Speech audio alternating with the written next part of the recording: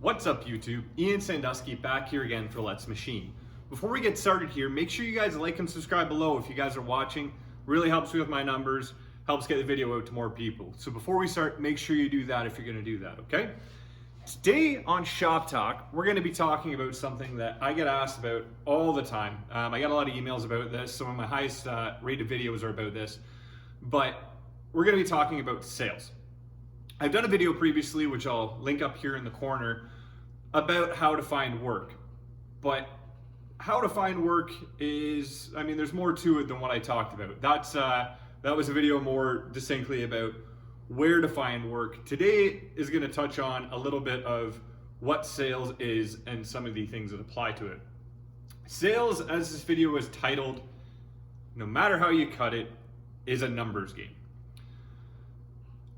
Long story short, for you, those who don't know, at my company, Lakewood Machine and Tool, we are I'll call us a small scale production shop. We don't do anything in the tens of thousands of parts. We also typically don't do a lot of prototype work. We're a job shop, but we don't, I tried personally to stay away from onesie, twosie type work. I prefer to get small scale production, so anything from, 10, 15 parts up to maybe 1,000, a couple thousand, rarely, a little bit more, but small scale production. So we are fairly focused on a certain kind of production, and we know what we do and we're good at it. As I said in the other video, you have to know what you're good at. You have to know what your strengths are so that you can sell yourself effectively. Now, the one thing that I've been doing a lot this year, because we had a very slow start in January, and then of course with all this COVID stuff, we've slowed down as well. I've been doing a lot of sales.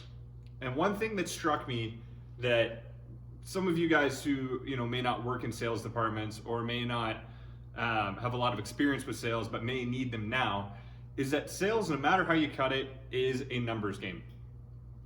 There are a few reasons why someone may say no when you reach out to them with a sales email or a sales call. First of all, I know in one of my previous videos, I said that cold calling should be your last resort, or cold emailing, I guess. I still call that cold calling. It should be a last resort in that if you've already gone through all your existing customers and tried to flush out where their needs may be and where you may fit in with their production and their production needs, if you've already gone through all that and you've kind of crossed off your higher level, better prospects that way, cold calling and cold emailing is still a very effective strategy if you do it correctly.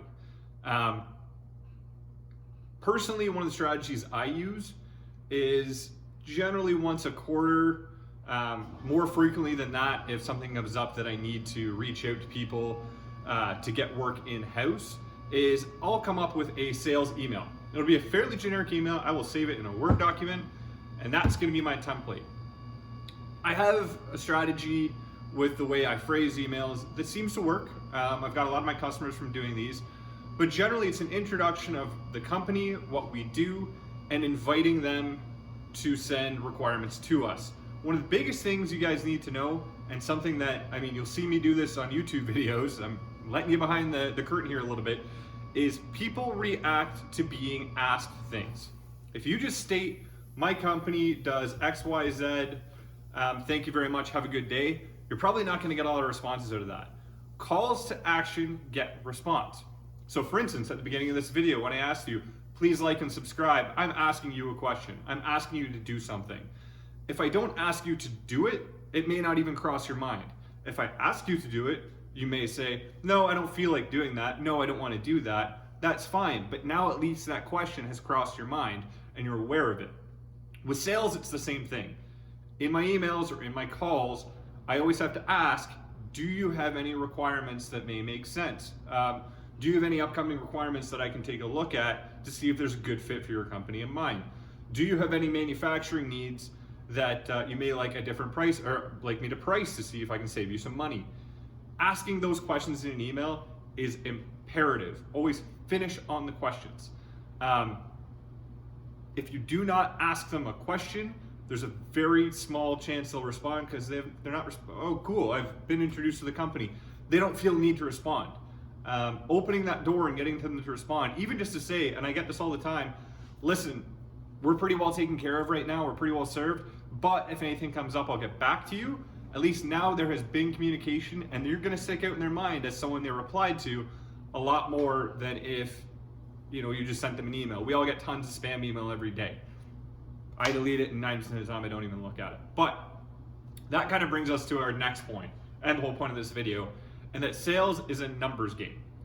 There are a lot of reasons why even after that email someone may say no or may not reply. Some of those reasons include, one, you're not a good fit and they know it. This comes down to knowing who you're emailing or who you're calling.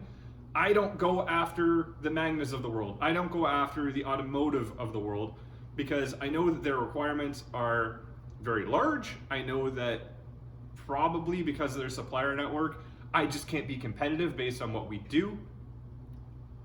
You have to know who you're talking to, and part of this numbers game when you're going out and doing these type of sales drives is knowing who you're talking to and knowing what that company does.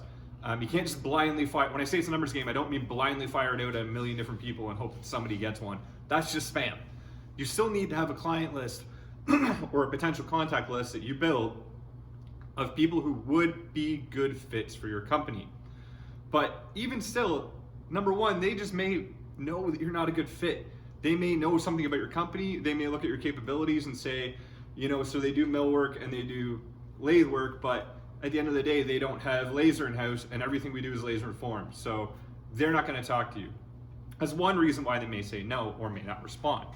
Another reason is timing. I can't tell you how many times, because when I send out these kind of sales emails or when I call and talk to people, I don't just do it once. I don't spam people. I'm not talking to them multiple times in multiple weeks, touching base and harassing them. Some of these people I may get in touch with once a year or once every 2 years. I keep a very organized Excel spreadsheet with everybody I contact, when I contact them, and the result. And if I'm consistently not getting results out of somebody, I don't get in touch anymore. But if I have some conversations with them, I will continue to get in touch with them. That's the name of the game.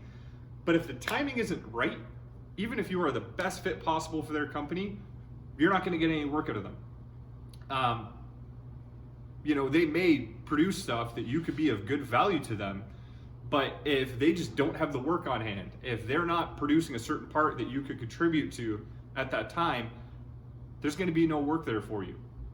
And the thing you need to remember is that although the timing may not be right, they're probably not going to get in touch with you when the timing is right.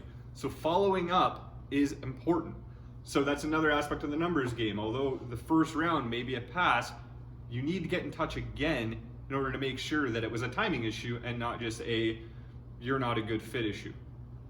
I can't tell you how many times I have sent an email to someone once and they don't have work, and then I call them because we had some conversation 6 months, a year later, and oh yeah, you know what? Actually, we have something that came up.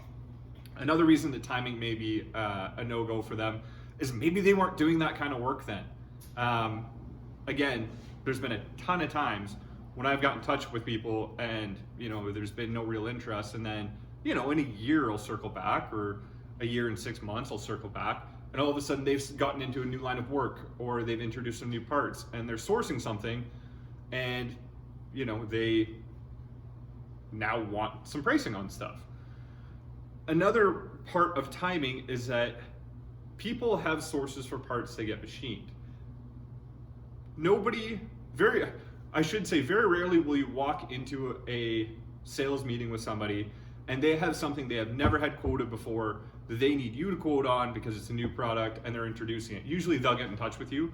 Very rarely will your timing be so good that you catch it before they've ever had this thing sourced. Most of the time, the timing is that they're not happy with the work they're already getting done. They're not happy with the pricing. They're not happy with the turnaround time. Location, I've had companies who are getting something from 4 hours away or overseas that now want something local. Never underestimate how far being local goes. If they can drop in on you and talk to you about parts, if you need to go get a sample from them, locality very much matters when you're doing sales. But that timing is also important. When you talk to them a year ago, maybe they were still happy with what they were getting. In a year, maybe things have changed. unless you are playing that numbers game and getting in touch with people and keep opening doors and keep your name and your business's name crossing people's desks, you're never going to get that opportunity. Waiting on other people to come to you with work works in good times. In bad times, you need to go to them. And to protect yourself against bad times, you should be going to the people that you would talk to in the bad times in the good times. It's all a pipeline, right? You got to start. The reason I say it's a numbers game is you have to think of, I mean, this is very basic sales stuff. So if you guys already know this, I'm sorry if I'm dumbing it down, but some guys like me who kind of had to figure this stuff out for themselves don't know this. So sales is a funnel. And the reason it's a funnel is you start out here. This is how broadly I'll get in touch with people across the industry. Even if sometimes I think it may not be a good fit even off the bat, I'll get in touch because I don't necessarily know what everybody does despite my best research. So you start out here and slowly, let's say if I contact 100 people, maybe at best 30 might get back to me, or 30 will want to talk to me on the phone, or 30 will reply to my email. Out of that, let's say maybe 15 actually have some work, and then 5 have work that I can do at a good price that makes sense. Those 5 jobs or those 5 customers, maybe all I need as a smaller shop to keep me going along with my existing customer base through some bad times. It really is a numbers game. The thing you have to remember, and I mean, for those of you who don't know, I'm a publishing author, I write books, but when you go and try to find an agent or you try to find a publisher, you're expected to have to send hundreds of emails and get almost zero response from these publishers and agents. It's the exact same thing, and that's kind of where I developed some resilience for this, is that you have to hit broadly, and just because you're not getting big response out of that broad amount doesn't mean you're doing it wrong. It means that you're experiencing what it's like to be doing sales. Slowly as it comes down, if you hit 100 people, maybe 5 are good. If you hit 100, maybe 20 are good. If you hit 100, maybe 0 are good. But if you're not hitting a broad amount of people, you know, and again, know who you're hitting. Don't just blast out emails because you'll annoy people. But as long as you're doing it in a strategic way, you need to hit broadly in order to figure out that core group of people that you will be able to work with, make money, and have a good relationship with. Okay? This is a very odd time, obviously, with COVID going on. So if you're watching this video years down the road, you know, this is a topical thing at the moment, but I hope this is applicable wherever you are. If you're doing sales right now, don't think that because you're not getting a response, you're doing anything wrong. Purchasing departments are off, requirements are down, but this is a great time to get in touch and develop relationships with people. Okay? Thank you very much for watching, guys. I hope this has helped. If you want to see more videos, make sure you like and subscribe below. Leave me some comments. Let me know your thoughts. Let me know some of your sales strategies, guys. There are more than enough companies out there doing work that we're not taking work away from ourselves by helping someone else get better at sales.